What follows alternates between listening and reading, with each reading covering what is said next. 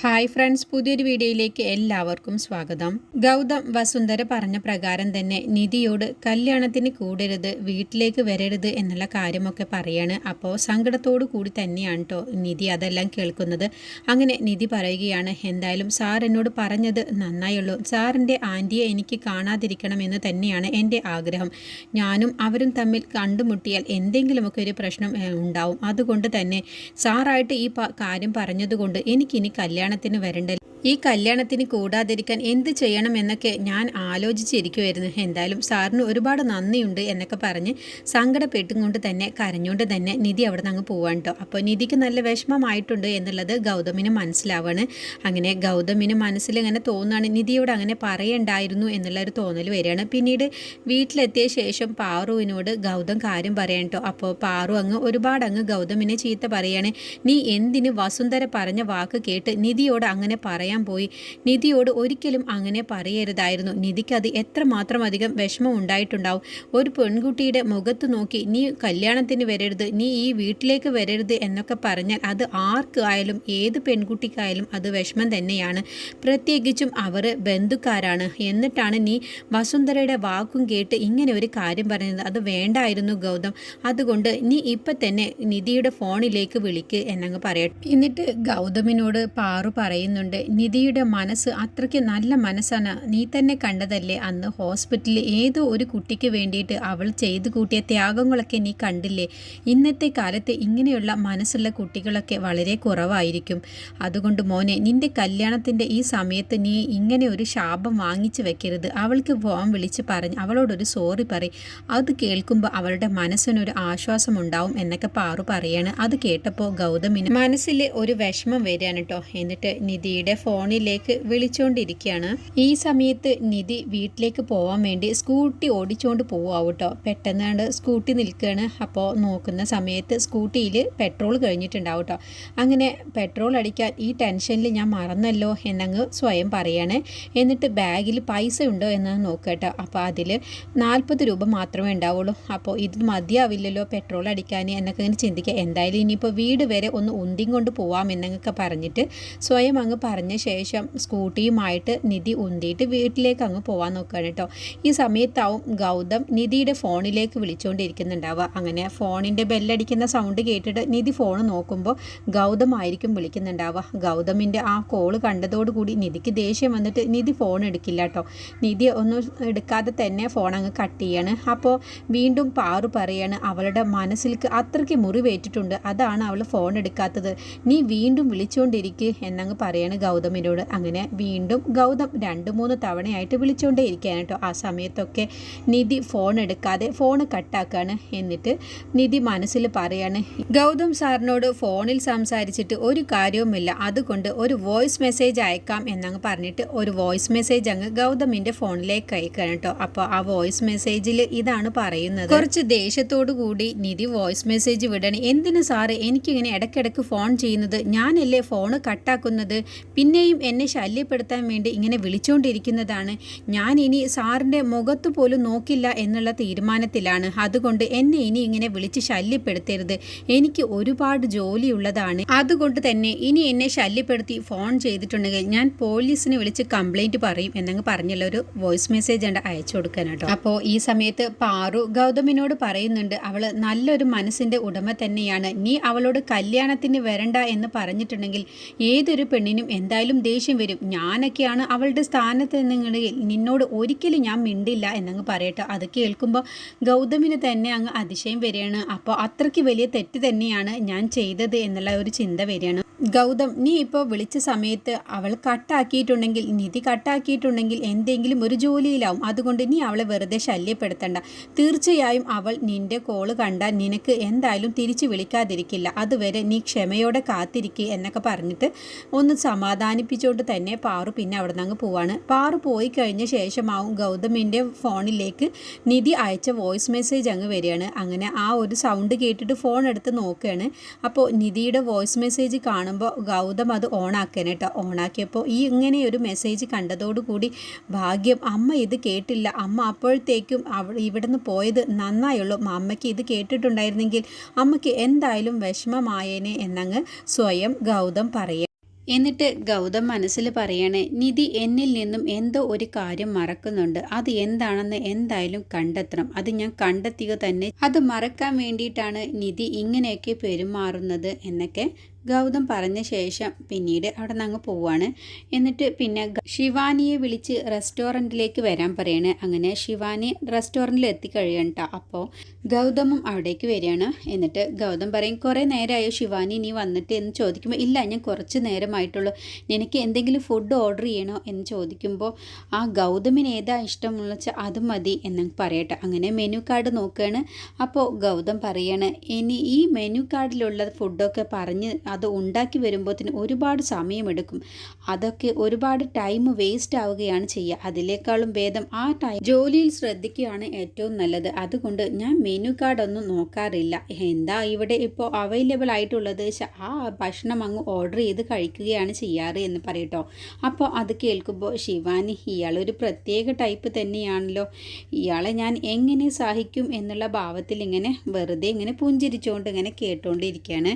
എന്നിട്ട് ഗൗതം അങ്ങനെ സംസാരിക്കുമ്പോഴാവും അപ്പോൾ പാറു അങ്ങ് വിളിക്കാൻ കേട്ടോ. അപ്പോൾ പാറു വിളിക്കാന്ന് കാണുമ്പോൾ ശിവാനി അത് അമ്മയായിരിക്കും അല്ലേ എന്നങ്ങ് ചോദിക്കുമ്പോൾ, നിനക്ക് എങ്ങനെ ഇത്ര കൃത്യമായിട്ട് മനസ്സിലായത് എന്നങ്ങ് ചോദിക്കട്ടോ. അപ്പോഴും ഗൗതമിൻ്റെ മുഖത്ത് നോക്കി ശിവാനി ഒന്നങ്ങ് പുഞ്ചിരിക്കുകയാണ്. എന്നിട്ട് പാറു ചോദിക്കുകയാണ്, നീ ഇപ്പോൾ എവിടെയാ മോനെ എന്ന് ചോദിക്കുമ്പോൾ, ഞാൻ ശിവാനിയുമായി സംസാരിച്ചുകൊണ്ടിരിക്കുകയാണ്, എന്താ അമ്മ എന്തെങ്കിലും അർജൻറ്റ് ഉണ്ടോ എന്ന് ചോദിക്കുമ്പോൾ, ഇല്ല നീ സംസാരിച്ചിട്ട് വിളിച്ചാൽ മതി എന്ന് പറഞ്ഞ് ഫോൺ അങ്ങ് കട്ട് ചെയ്യാൻ കേട്ടോ. അപ്പോൾ ശിവാനി വീണ്ടും ഗൗതമിനോട് ചോദിക്കുകയാണ്, അമ്മ പറഞ്ഞിട്ടാവൂലേ എന്നോടിപ്പോൾ സംസാരിക്കാൻ വേണ്ടി വന്നത് എന്നങ്ങ് ചോദിക്കുമ്പോൾ, നീ ഇതും കറക്റ്റായിട്ട് പറഞ്ഞല്ലോ, നിനക്കെങ്ങനെ ഇത്ര കൃത്യമായിട്ട് പറയാൻ കഴിഞ്ഞത്, ഞാൻ ഗൗതമിനെ കുറിച്ച് എല്ലാ കാര്യങ്ങളും പഠിച്ചു വെച്ചിട്ടുണ്ട്, അതുകൊണ്ടാണ് എനിക്ക് ഗൗതമിനെ കല്യാണം കഴിക്കുന്നതിൻ്റെ മുന്നേ തന്നെ ഗൗതമിൻ്റെ എല്ലാ സ്വഭാവങ്ങളും ഞാൻ പഠിച്ചിരിക്കുന്നത് നല്ലതല്ലേ, അതുകൊണ്ടാണ് ഞാൻ ഇതൊക്കെ പഠിച്ചു വെച്ചത് എന്നൊക്കെ അങ്ങ് പറയട്ടോ. അങ്ങനെ ഗൗതം വീണ്ടും സംസാരിക്കുമ്പോൾ അങ്ങ് ഒരു ഓഫീസിൽ നിന്നൊരു കോള് വരികയാണ്. അപ്പോൾ ഇത് വേണമെങ്കിൽ വസുന്ധരാമ ആവൂലേ എന്നും, അല്ല ഇത് എൻ്റെ ഓഫീസിൽ നിന്നാണ് എന്നങ്ങ് പറയട്ടോ. എന്നിട്ട് ഫോൺ വെച്ച ശേഷം വീണ്ടും ഗൗതം ഇങ്ങനെ, ഞാനിപ്പോൾ നിന്നെ വിളിച്ചത് നമ്മുടെ കല്യാണം കഴിഞ്ഞ് നിനക്ക് എവിടേക്ക് ഹണിമൂൺ പോവാൻ താല്പര്യമുണ്ടോ എന്ന് ചോദിക്കുമ്പോൾ, അതിനെന്താ, ഇപ്പോൾ ഗൗതമിൻ്റെ വീട്ടിലുള്ളവരും ഗൗതമും കൂടി തീരുമാനിച്ചു വെച്ചിട്ടുണ്ടല്ലോ ഹണിമൂൺ എവിടേക്കാണ് പോവേണ്ടത് എന്നുള്ളത്, അപ്പോൾ അവിടേക്ക് അങ്ങ് പോയാൽ പോരെ എന്ന് ചോദിക്കുമ്പോൾ ഗൗതം പറയാണ്, എനിക്ക് കല്യാണം കഴിഞ്ഞ് ഈ ലോകം മൊത്തം അങ്ങ് ഹണിമൂൺ പോകണമെന്ന്. അത് കേട്ടപ്പോൾ ശിവാനിക്ക് നല്ല സന്തോഷമാവാൻ കേട്ടോ. അപ്പോൾ ശിവാനി പറയണ, വെനീസ് നല്ല ഭംഗിയുള്ള രാജ്യമാണെന്ന് ഞാൻ പറഞ്ഞു കേട്ടിട്ടുണ്ട്, കല്യാണം കഴിഞ്ഞ കപ്പിളുകൾക്ക് അവിടെ പോയ നല്ല രസമാണെന്നൊക്കെയാണ് ഞാൻ കേട്ടത് എന്നങ്ങ് പറയട്ടോ. അപ്പോൾ ഗൗതം പറയാണ്, സ്വിറ്റ്സർലാൻഡും നല്ല ഭംഗിയുള്ള സ്ഥലമാണ്, അവിടുത്തെ കാഴ്ചകളൊക്കെ കണ്ടുകൊണ്ടിരിക്കാൻ തന്നെ തോന്നും, അത്രയ്ക്ക് ഭംഗിയുള്ള സ്ഥലമാണ് എന്ന്. അപ്പോൾ ശിവാനി പറയണേ, ഗൗതം നീ പറയുന്നതൊക്കെ കേൾക്കുമ്പോൾ നല്ല ഭംഗിയുള്ള സ്ഥലങ്ങളിലേക്ക് തന്നെ നമുക്ക് പോകണം, നിനക്ക് നല്ല നല്ല ആഗ്രഹങ്ങളും മോഹങ്ങളൊക്കെ ഉണ്ട്, അത് കേൾക്കുമ്പോൾ എനിക്കും ആ രാജ്യങ്ങളിലൊക്കെ പോവാൻ നല്ല ആഗ്രഹമുണ്ട് എന്നൊക്കെ അങ്ങനെ ശിവാനി പറയുമ്പോൾ ഗൗതം പറയാണ്, അതൊക്കെ ശരി തന്നെയാണ്, നീ പറയുമ്പോൾ എനിക്ക് നല്ല ആഗ്രഹങ്ങളൊക്കെ ഉണ്ട്, പക്ഷേ എനിക്കിപ്പോൾ അടുത്തൊന്നും ഹണിമൂണൊന്നും പോകാൻ പറ്റില്ല, കാരണം നമ്മുടെ കമ്പനിയിൽ 3 പ്രൊജക്റ്റുകൾ വീണ്ടും ഓപ്പൺ ആവാൻ തുടങ്ങും, അതുപോലെ ഒരു പുതിയ കമ്പനിയും തുടങ്ങാൻ പോവുകയാണ്, അപ്പോൾ അതിലേക്കുള്ള ആളുകളെയൊക്കെ തിരഞ്ഞെടുക്കുന്ന ആ ഒരു തിരക്കിലാണ്, അവരെയൊക്കെ സെലക്ട് ചെയ്യുന്ന തിരക്കിലാണ്, അതുകൊണ്ട് ഇപ്പോൾ അടുത്തൊന്നും നമുക്ക് ഹണിമൂണൊന്നും പോകാൻ പറ്റില്ല എന്നങ്ങ് പറയുമ്പോൾ ശിവാനിയുടെ മുഖം അങ്ങ് വാടുകയാണ് കേട്ടോ. എൻ്റെ ആശകളെല്ലാം തന്നെ തലയും കുത്തി മറിഞ്ഞല്ലോ എന്നുള്ള ഭാവത്തിൽ ഗൗതമിനെ നോക്കിക്കൊണ്ടിരിക്കുകയാണ്. പക്ഷേ ഒരു കാര്യം, നമ്മുടെ കല്യാണം കഴിഞ്ഞ് നമ്മൾ ഉറപ്പായിട്ടും ഒരു സ്ഥലത്തേക്ക് പോവും എന്ന് പറയുമ്പോൾ ശിവാനി നല്ല സന്തോഷത്തോടു കൂടി ചോദിക്കുകയാണ്, ഇപ്പോൾ പറഞ്ഞ ആ 7 രാജ്യങ്ങളിൽ ഏതെങ്കിലും ഒന്നാണോ എന്ന് വെച്ചാൽ, അതല്ല, നമ്മുടെ കുലദൈവമായ ഒരു അമ്പലമുണ്ട്, അവിടേക്ക് എന്തായാലും പോവും, അവിടെ പോയാൽ നല്ല മനസമാധാനവും നല്ല സന്തോഷവുമാണ്, നമുക്ക് എന്ത് ടെൻഷൻ ഉണ്ടെങ്കിലും ആ അമ്പലത്തിൽ പോയി പ്രാർത്ഥിച്ചാൽ അതങ്ങ് മാറിക്കിട്ടും, അതുപോലെ എന്ത് ടെൻഷൻ ഉണ്ടെങ്കിലും അതെല്ലാം തന്നെ മാറിക്കിട്ടും, അതുകൊണ്ട് അവിടേക്ക് നമ്മൾ എന്തായാലും പോവും, അത് എൻ്റെ പാറു എന്നോട് പറഞ്ഞു തന്ന കാര്യമാണ്, അതുകൊണ്ട് കല്യാണം കഴിഞ്ഞ് എന്തായാലും അവിടേക്ക് നമുക്ക് പോകണം എന്ന് പറയട്ടോ. അത് കേൾക്കുമ്പോൾ ശിവാനിയുടെ മുഖം വീണ്ടും അങ്ങ് വാടിപ്പോവും. എൻ്റെ അമ്മ പാറു ആ അമ്പലത്തിനെക്കുറിച്ച് വായ തോരാതെ പറഞ്ഞുകൊണ്ടിരിക്കും. അത്രയ്ക്ക് നല്ല ഫലം കിട്ടുന്ന അമ്പലമാണ്. അതുകൊണ്ട് കല്യാണം കഴിഞ്ഞിട്ട് നമുക്ക് എന്തായാലും അവിടേക്ക് പോകണമെന്ന് പറയുമ്പോൾ ശിവാനി മനസ്സിൽ കരുതാണ്, ഇവനെ കല്യാണം കഴിച്ചു കഴിഞ്ഞാൽ എൻ്റെ കാര്യം കട്ടപ്പോക തന്നെയാണ് എന്നിങ്ങനെ ചിന്തിച്ചുകൊണ്ടിരിക്കുമ്പോൾ, അല്ല ശിവാനി, നീ എന്തെങ്കിലും ആലോചിക്കുന്നുണ്ട്? ഏയ് ഒന്നുമില്ല, ഞാൻ ഒന്നും ആലോചിക്കുന്നില്ല. പിന്നെ നമ്മുടെ കല്യാണം കഴിഞ്ഞ ഉടനെ തന്നെ ഒരു കുഞ്ഞ് വേണം, അതാണ് എൻ്റെ പാറുവിൻ്റെ ആഗ്രഹം. എൻ്റെ പാറു പറഞ്ഞിട്ടുണ്ട്, കല്യാണം കഴിഞ്ഞ ഉടനെ തന്നെ കുഞ്ഞിനെ വേണ്ട എന്നൊന്നും വെച്ചേക്കരുതെന്ന്, പിന്നീട് കുഞ്ഞുണ്ടാവാൻ ബുദ്ധിമുട്ടുണ്ടാവുമെന്ന്. അതുകൊണ്ട് കല്യാണം കഴിഞ്ഞ ഉടനെ തന്നെ നമുക്ക് കുഞ്ഞ് ജനിക്കണം എന്നൊക്കെ അങ്ങ് പറയട്ടെ. അത് കേട്ടപ്പോൾ ശിവാനിക്ക് വീണ്ടും മുഖമങ്ങ് വാടാണ്. അതാണ് എൻ്റെ പാറുവിൻ്റെ ആഗ്രഹം എന്ന് കൂടി പറഞ്ഞപ്പോൾ ശിവാനി മൊത്തത്തിൽ അങ്ങ് കിളി പോയ രൂപത്തിലിരിക്കുകയാണ്.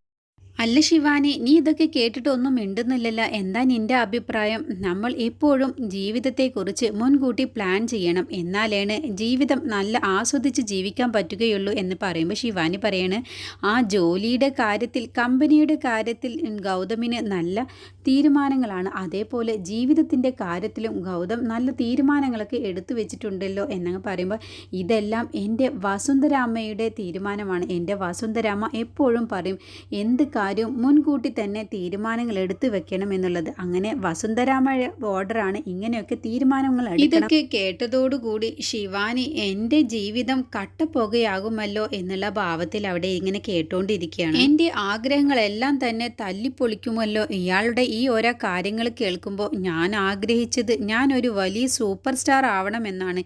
ഇയാളുടെ പണം കൊണ്ട് വല്ല സിനിമയും ചെയ്തോട്ട് അതിൽ അഭിനയിക്കണം എന്നൊക്കെ വിചാരിച്ചിട്ട് ഇപ്പം തന്നെ കുഞ്ഞുങ്ങൾ വേണമെന്നൊക്കെയാണല്ലോ ഇയാൾ പറയുന്നത്. പിന്നെ ഞാൻ എപ്പോഴാണ് ഒരു സൂപ്പർ സ്റ്റാർ ആവുക എന്നൊക്കെ ഇങ്ങനെ ചിന്തിച്ചുകൊണ്ട് ശിവാനി ഇങ്ങനെ ഓരോന്ന് ആലോചിച്ച് കൂട്ടാണ്. എന്നിട്ട് ഗൗതം പറയണേ, എങ്ങനെയുണ്ട് എൻ്റെ ഓരോ തീരുമാനങ്ങൾ, എല്ലാ കണ്ടീഷൻസും എങ്ങനെയൊക്കെയുണ്ട്, എൻ്റെ പ്ലാനുകളൊക്കെ എങ്ങനെയുണ്ട് എന്ന് ചോദിക്കുമ്പോൾ ഒക്കെ അടിപൊളിയായിട്ടുണ്ട്, നല്ല അടിപൊളി തീരുമാനങ്ങളാണ് എന്നൊക്കെ ശിവാനി ഒന്ന് ആക്കിയ രീതിയിൽ അങ്ങ് ഗൗതമിനോട് പറയണേ. എനിക്ക് കമ്പനി നല്ല ഉയരങ്ങളിൽ എത്തണം എന്നാണ് എൻ്റെ ആഗ്രഹം. അതുകൊണ്ട് ഞാൻ കല്യാണം കഴിഞ്ഞാലും ഞാൻ കുറച്ച് ലേറ്റായിട്ടൊക്കെയാണ് രാത്രിയിൽ വീട്ടിലേക്ക് എത്തുകയുള്ളൂ. എനിക്ക് കമ്പനിയുടെ കാര്യത്തിൽ അത്രയ്ക്കധികം ശ്രദ്ധയുണ്ട് എന്നൊക്കെ പറയുമ്പോൾ വീണ്ടും ശിവാനിക്ക് ആകങ്ങ് ചമ്മിയ രൂപത്തിലാവാൻ കേട്ടോ. എന്നിട്ട് അപ്പോഴാവും സംസാരിക്കുമ്പോഴാവും പെട്ടെന്ന് ഗൗതമിനൊരു കോള് വരികയാണ്. അപ്പോൾ എന്താ ഇത്, അമ്മയാണോ എന്ന് ചോദിക്കുമ്പോൾ, അല്ല, ഇത് ബിസിനസ് കോളാണ്, അതുകൊണ്ട് ഞാൻ പെട്ടെന്ന് പോട്ടെ, കമ്പനിയിൽ എന്തോ ഒരു അത്യാവശ്യമായിട്ട് ചെല്ലണമെന്നാ അതുകൊണ്ട് ഞാൻ പോവുകയാണ്. നീ എങ്ങനെ വന്നത് ശിവാനി? ഞാൻ ഓട്ടോയിലാണ് വന്നത്, എന്നാൽ ഞാൻ പോയി കഴിഞ്ഞ ശേഷം കാർ അയക്കാം, എന്നിട്ട് നീ പോയിക്കോ. അത് വേണ്ട, ഞാൻ ഓട്ടോയിൽ തന്നെ പോയിക്കോളാം എന്നങ്ങ് കളിയാക്കിയ മട്ടിൽ ശിവാനി അങ്ങ് ഗൗതമിനോട് പറയട്ടോ. എന്നിട്ട് ഓക്കെ എന്നാൽ ശരി എന്നും പറഞ്ഞിട്ട് അവരങ്ങ് പിരിയാണ്. അങ്ങനെ ശിവാനി, എൻ്റെ കഥ കഴിഞ്ഞത് തന്നെ, ഇയാളെ കല്യാണം കഴിച്ചാൽ എൻ്റെ ജീവിതം തന്നെ ആകെ നശിച്ചു പോകുമല്ലോ എന്നൊക്കെ അങ്ങനെ ചിന്തിച്ചുകൊണ്ട് നടക്കണം കേട്ടോ. പിന്നീട് ശിവാനി വീട്ടിലേക്ക് പോവാണ്. ഈ സമയത്ത് വസുന്ധരയാണെങ്കിലോ അലമുറയിട്ട് വിളിച്ചുകൊണ്ട് വരികയാണ് കേട്ടോ. പാറു ഏട്ടാ എന്നൊക്കെ പറഞ്ഞിങ്ങനെ വിളിക്കുകയാണ്. അപ്പോൾ എന്താ എന്താ എന്താ സംഭവിച്ചതെന്ന് ചോദിക്കുക. കണ്ടില്ലേ, ഈ വീട്ടിലേക്ക് കയറി വരാൻ പോകുന്ന മരുമകളാണത്രേ ഇവൾ, സോഷ്യൽ മീഡിയയിൽ ഇട്ടിരിക്കുന്നത് കണ്ടില്ലേ, ഇവളൊക്കെ പാട്ടും ഡാൻസും ഒക്കെ, ഇവൾക്ക് അതിലൊരു അക്കൗണ്ടുമുണ്ട്, അതുകൊണ്ട് ഇത് എനിക്ക് സമ്മതമല്ല. എൻ്റെ ഒരു ഫ്രണ്ട് എനിക്ക് വീഡിയോ അയച്ചു തന്നതാണ്, എന്നോട് പറഞ്ഞതാണ്, ഇങ്ങനെയുള്ളവരൊക്കെയാണോ നിങ്ങളുടെ കുടുംബത്തിലേക്ക് കയറി വരുന്നത് എന്നൊക്കെയാണ് ചോദിച്ചത്. ഞാൻ അവരുടെ മുന്നിൽ ആകെ നാണം കെട്ടു, അതുകൊണ്ട് ഇപ്പം തന്നെ വിളിച്ച് പറയണം, ഈ ഒരു അക്കൗണ്ടും ഇത്രയും വീഡിയോസും ഫോട്ടോസും എല്ലാം തന്നെ ഡിലീറ്റ് ചെയ്യാൻ വേണ്ടി പറയണം എന്നങ്ങ് പറയട്ടോ. അങ്ങനെ ആ ഒരു ഡാൻസ് കളിക്കുന്ന ശിവാനി ഡാൻസ് കളിക്കുന്ന വീഡിയോ ആ വീട്ടിലെ എല്ലാവരെയും കാണിച്ചു കൊടുക്കുകയാണ്. പക്ഷേ അവർക്കാർക്കും തന്നെ അതിലൊരു കുറ്റവും തോന്നില്ല കേട്ടോ. ഇന്നത്തെ കാലത്ത് ഇങ്ങനെ ഒരു അക്കൗണ്ട് ഉണ്ടായതും അതിലിങ്ങനെ വീഡിയോസ് ഇട്ടുന്നത് കൊണ്ടും ഒരു തെറ്റുമില്ല എന്നുള്ള ഭാവത്തിലാവട്ടെ അവർ നിൽക്കുന്നുണ്ടാവുക. പക്ഷേ വസുന്ധരയ്ക്കാണെങ്കിൽ അത് ഒട്ടും തന്നെ ഉൾക്കൊള്ളാൻ കഴിയില്ല. അങ്ങനെ വസുന്ധര ഒരു കഠിന തീരുമാനം തന്നെ എടുക്കുകയാണ്. ഇപ്പോൾ തന്നെ ഞാൻ പറയുന്നത് പോലെ തന്നെ കേൾക്കണം, ഈ ഒരു വീഡിയോസ് കംപ്ലീറ്റ് ഫോട്ടോസും എല്ലാം തന്നെ ഈ അക്കൗണ്ട് തന്നെ ഡിലീറ്റ് ചെയ്ത് കളയാൻ വിളിച്ചു പറയണം, അത് ഗൗതം നീ തന്നെ വിളിച്ചു പറയണം എന്നങ്ങ് പറയട്ടോ. അപ്പം തന്നെ വസുന്ധര പറയും, അല്ലെങ്കിൽ വേണ്ട, ഇത് പാറു വിളിച്ചു പറയണം, പാറു നല്ല സ്ട്രോങ് ആയിട്ട് തന്നെ ശിവാനിയോട് സംസാരിച്ച് ഈ ഒരു അക്കൗണ്ടും ഫോട്ടോസും വീഡിയോസും എല്ലാം തന്നെ ഡിലീറ്റ് ചെയ്യാൻ വേണ്ടി പറയണം എന്നങ്ങ് പറഞ്ഞിട്ട് വാശി പിടിച്ച് വസുന്ധര നിൽക്കുകയാണ്. അങ്ങനെ ഒരു എപ്പിസോഡാണ് ഇനി വരാനിരിക്കുന്നത്.